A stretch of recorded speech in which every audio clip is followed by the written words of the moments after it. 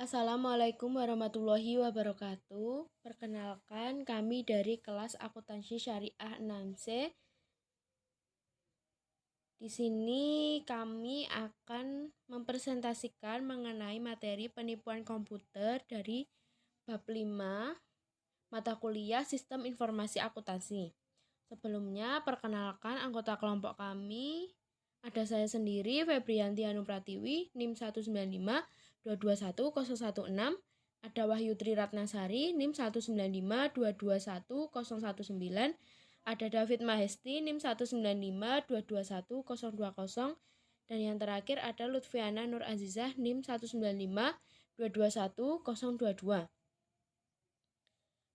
Di sini saya akan menjelaskan apa saja sih ancaman dari sistem informasi akuntansi. Ancaman dari sistem informasi akuntansi itu ada 4. Yang pertama dari bencana alam dan politik, itu seperti kebakaran, banjir, perang, dan lain-lain. Ada kesalahan. Yang kedua ada kesalahan perangkat lunak dan kegagalan fungsi peralatan. Itu contohnya seperti benturan sistem operasi, pemadaman listrik, kesalahan transmisi data yang tidak terdeteksi, dan lain-lain. Yang ketiga yaitu ada tindakan yang tidak diharapkan, seperti kesalahan atau kelalaian yang tidak diinginkan, kecelakaan yang disebabkan oleh kelalaian manusia, dan lain-lain. Yang keempat, ada tindakan yang disengaja atau kejahatan komputer, seperti sabotase, korupsi, dan ada penipuan komputer. Lalu yang selanjutnya saya akan membahas mengenai penipuan komputer. Apa sih sebenarnya penipuan itu? Penipuan atau fraud adalah mendapatkan keuntungan yang tidak jujur dari orang lain. Secara legal, untuk tindakan dikatakan curang, maka harus ada yang pertama, pernyataan, representasi, atau pengungkapan yang salah. Yang kedua, ada fakta material, yaitu sesuatu yang menstimulasi seseorang untuk bertindak. Yang ketiga, niat untuk menipu. Yang keempat, kepercayaan yang dapat dijustifikasi atau dibenarkan, di mana seseorang bergantung pada misrepresentasi untuk mengambil tindakan. Yang kelima, ada pencederaan atau kerugian yang diderita oleh korban. Kerugian ekonomi yang diakibatkan dari aktivitas kecurangan setiap tahunnya, setiap minggu, pers lokal maupun nasional melaporkan penipuan lain dari beberapa jenis penipuan lainnya. Penipuan-penipuan ini berkisar dari penipuan beberapa jutaan dolar yang menyedot perhatian nasional sampai dengan tindakan karyawan yang mencurangi perusahaan setempat. Lalu yang selanjutnya saya akan membahas mengenai penyalahgunaan aset. Penyalahgunaan aset adalah pencurian aset perusahaan oleh karyawan. Seperti contohnya, Wakil Presiden sebuah bank menyetujui pinjaman bermasalah senilai 1 dolar miliar sebagai pertukaran untuk 585.000 dolar dalam kickback. Pinjaman tersebut merugikan bank senilai 800 dolar juta dan menyebabkan bank itu mengalami kebangkrutan atau pailit.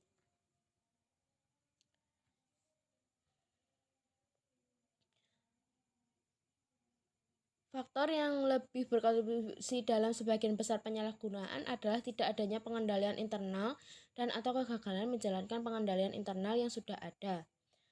Yang selanjutnya mengenai kecurangan pelaporan keuangan. Kecurangan pelaporan keuangan ini sebagai perilaku yang disengaja atau ceroboh, apakah dengan tindakan atau kelalaian yang menghasilkan laporan keuangan menyesatkan secara material.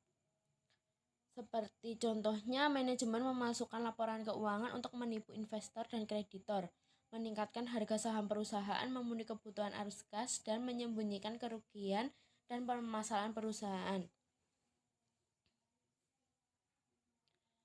Lalu, bagaimana sih tanggung jawab auditor untuk mendeteksi penipuan tersebut? Yang pertama yaitu memahami penipuan. Oleh karena auditor tidak dapat secara efektif mengaudit sesuatu yang tidak mereka pahami, mereka harus memahami bagaimana serta mengapa itu dilakukan. Yang kedua yaitu mendiskusikan risiko salah saji kecurangan yang material. Saat merencanakan audit, anggota tim mendiskusikan bagaimana dan di mana laporan keuangan rentan terhadap penipuan. Yang ketiga, memperoleh informasi. Tim audit mengumpulkan bukti dengan mencari faktor risiko penipuan, menguji catatan perusahaan, dan menanyakan manajemen komite audit dari Dewan Direksi. Yang ketiga, mengidentifikasikan, menilai, dan merespon risiko.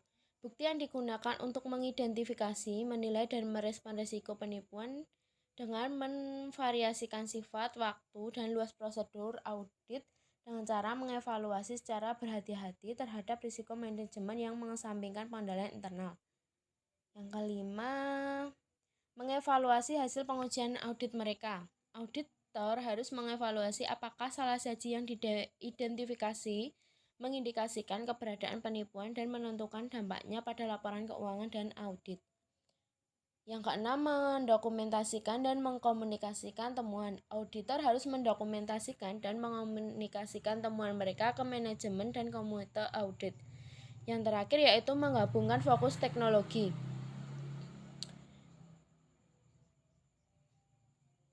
SAS nomor 99 mengakui dampak teknologi memiliki risiko penipuan dan memberikan komentar dan contoh untuk mengakui dampak ini. Hal ini juga dicatat bahwa kesempatan yang dimiliki oleh auditor untuk menggunakan teknologi mendesain prosedur audit penipuan. Demikian dari saya, yang selanjutnya akan dilanjutkan oleh Mbak Wahyu Triratnasari. Baik, terima kasih untuk kesempatannya. Saya Wahyu Triratnasari dari NIM 195221019 ingin melanjutkan presentasi yang sebelumnya telah disampaikan oleh Saudari Febrianti Hanung Pratiwi. Di sini saya akan menjelaskan mengenai siapa yang melakukan penipuan dan mengapa. Siapa yang melakukan penipuan? Penipuan dapat dilatar belakangi karena beberapa pelaku penipuan tidak puas dan tidak bahagia dengan pekerjaan mereka, dan mereka mencari pembalasan kepada pemberi kerja mereka. Penipuan di sini terdapat dua jenis, yaitu penipuan komputer dan juga penipuan kerah biru. Untuk penipuan komputer, memiliki motivasi atas dasar rasa penasaran, pencarian untuk pengetahuan, dan untuk belajar mengenai berbagai hal yang dapat dilakukan untuk mengalahkan sistem. Sedangkan penipuan kerah biru dengan memperdaya orang lain dan dengan cara merampok untuk tujuan uang.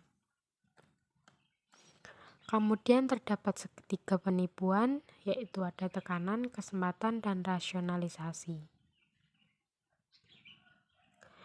Yang pertama yaitu tekanan, merupakan sebuah dorongan ataupun motivasi untuk melakukan penipuan.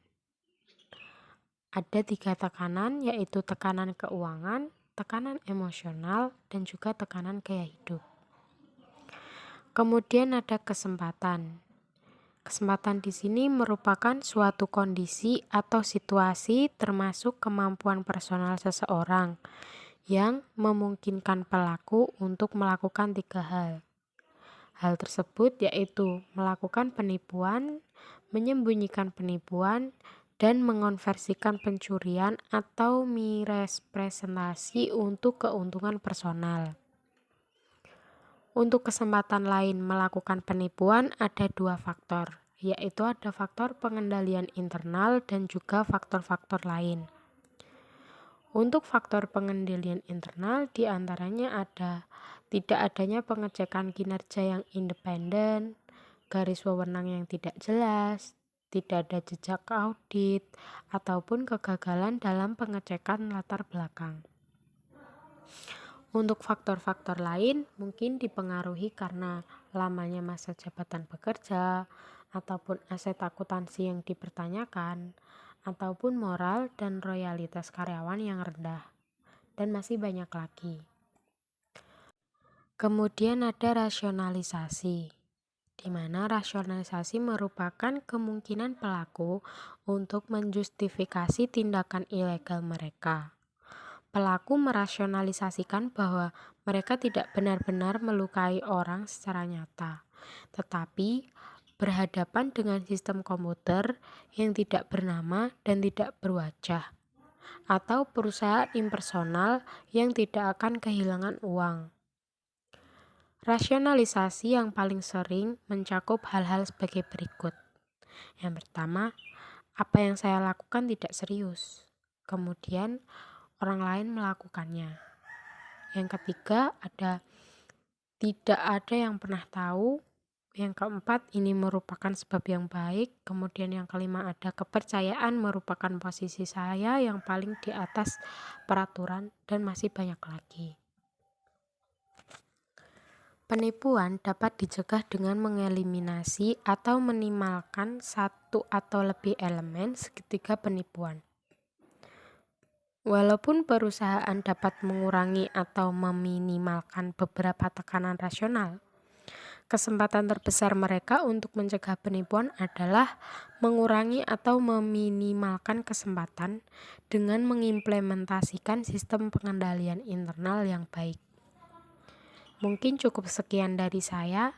Selanjutnya akan dilanjutkan oleh rekan saya. Terima kasih. Baik, saya David Maesti, NIM 195221020. Di sini saya akan melanjutkan materi mengenai penipuan komputer. Apa itu penipuan komputer? Penipuan komputer atau computer fraud adalah setiap penipuan yang mensyaratkan teknologi komputer untuk melakukan penipuan. Contohnya meliputi pencurian, penggunaan, akses, modifikasi, penyalinan, atau penghancuran yang tidak sah pada perangkat lunak, perangkat keras maupun data lainnya. Pencurian aset yang ditutupi dengan mengganti catatan komputer, serta memperoleh informasi atau properti tak berwujud secara ilegal dengan menggunakan komputer. Selanjutnya yaitu alasan kenapa sistem komputer ini rentan. Yang pertama yaitu penipuan komputer dapat lebih sulit dideteksi dibandingkan jenis penipuan lainnya. Program komputer perlu dimodifikasi secara ilegal hanya sekali untuk mengoperasikan program yang tidak sesuai selama program tersebut digunakan. Lalu komputer pribadi atau personal komputer atau PC sangat rentan. Sulit untuk mengendalikan akses fisik untuk setiap PC yang mengakses jaringan, data, sehingga data mereka dapat hilang maupun dicuri. Lalu alasan yang terakhir yaitu orang yang masuk dalam database perusahaan dapat mencuri, menghancurkan, atau mengganti sejumlah besar data dalam waktu yang sangat singkat dan meninggalkan sedikit bukti. Salah satu contohnya yaitu ketika suatu bank merugi sekitar 10 juta dolar hanya dalam beberapa menit ketika sistem komputer mereka diretas ataupun dihack. Terima kasih. Untuk materi selanjutnya akan dilanjutkan oleh rekan saya. Selanjutnya, di sini saya akan membahas mengenai klasifikasi penipuan komputer. Yang pertama yaitu input penipuan. Input penipuan adalah mengganti atau memalsukan input komputer. Contohnya, karyawan pada Veterans Memorial Coliseum menjual tiket pelanggan berharga penuh, memasukkannya sebagai tiket separuh harga dan mengantongi selisihnya. Yang kedua yaitu penipuan prosesor. Penipuan prosesor adalah penggunaan sistem yang tidak sah, termasuk pencurian waktu dan layanan komputer. Contohnya, perusahaan asuransi menginstal perangkat lunak untuk mendeteksi aktivitas sistem yang abnormal dan menemukan bahwa karyawan menggunakan komputer perusahaan untuk menjalankan situs judi legal. Yang ketiga yaitu penipuan instruksi komputer. Penipuan instruksi komputer termasuk merusak perangkat lunak perusahaan, menyalin perangkat lunak secara ilegal, menggunakan perangkat lunak dengan cara yang tidak sah, dan mengembangkan perangkat lunak untuk aktivitas yang tidak sah. Yang keempat, penipuan data. Secara ilegal, dengan menggunakan, menyalin, mencari, atau membahayakan data perusahaan merupakan penipuan data. Penyebab terbesar pelanggaran data adalah keteledoran karyawan. Yang kelima, output penipuan. Kecuali diamankan secara benar, tampilan atau cetakan output dapat dicuri, disalin, atau disalahgunakan. Yang selanjutnya yaitu mencegah dan mendeteksi penipuan dan penyalahgunaan. Cara mencegah dan mendeteksi penipuan yaitu yang pertama membuat penipuan agar tidak terjadi. Contohnya menciptakan budaya organisasi yang menekankan integritas dan komitmen untuk nilai etis dan kompetensi. Mengadopsi struktur organisasi, filosofi manajemen, gaya operasional, dan risiko yang meminimalkan kemungkinan penipuan. Kemudian yang kedua meningkatkan kesulitan dalam melakukan penipuan. Contohnya, mengembangkan dan mengimplementasikan sistem pengendalian internal yang kuat, memisahkan fungsi akuntansi atas otorisasi, pencatatan, dan penyimpanan, mengimplementasikan pemisahan tugas yang jelas antar fungsi sistem. Yang ketiga, meningkatkan metode pendeteksian, contohnya, menginstal perangkat lunak pendeteksi penipuan, mengimplementasikan hotline penipuan, mempekerjakan petugas keamanan komputer, konsultan komputer, dan spesialis forensik yang dibutuhkan. Yang keempat, mengurangi kerugian penipuan. Contohnya menjaga asuransi yang memadai, mengembangkan kontingensi penipuan yang komprehensif, pemulihan bencana, dan rencana kelangsungan bisnis, menyimpan salinan backup program dan file data dalam lokasi luar yang aman. Cukup sekian pembahasan